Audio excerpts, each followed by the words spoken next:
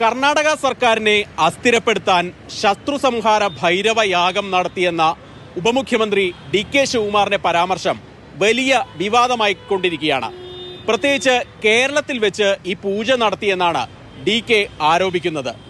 21 ആടുകൾ, 21 കറുത്ത ആടുകൾ, 5 പന്നികൾ, 5 പോത്തുകൾ ഇവയെ ബലി നൽകിയായിരുന്നു ശത്രുസംഹാര പൂജ നടത്തിയതെന്നാണ് DKയുടെ പ്രതികരണം. ಶತ್ರು ಭೈರವಿ ಯಾಗ ಕೇರಳ ರಾಜರಾಜೇಶ್ವರಿ ದೇವಸ್ಥಾನದ ಆಸುಪಾಸಿನಲ್ಲಿ ಈ ಯಾಗ ಶತ್ರುವಿನ ಸಂಹಾರ ಯಾಗ.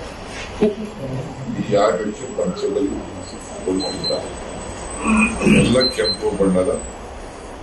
എന്നാൽ ഇത് എവിടെ നടത്തി എന്ന് സംബന്ധിച്ച് കൃത്യമായിട്ടുള്ള വിവരം DK ശിവകുമാർ നൽകിയിട്ടില്ല.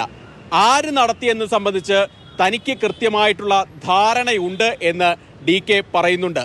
തൻ്റെ കയ്യിലുള്ള ചരടുകൾ കാണിച്ചുകൊണ്ട് DK പറയുന്നു, തനിക്ക് ഈ ശക്തിയുണ്ട്, തനിക്കെതിരെയുള്ള ഈ പൂജകളൊന്നും ഭരിക്കില്ല എന്ന് ഉറപ്പുണ്ട് എന്നാണ് DKയുടെ വിശ്വാസം.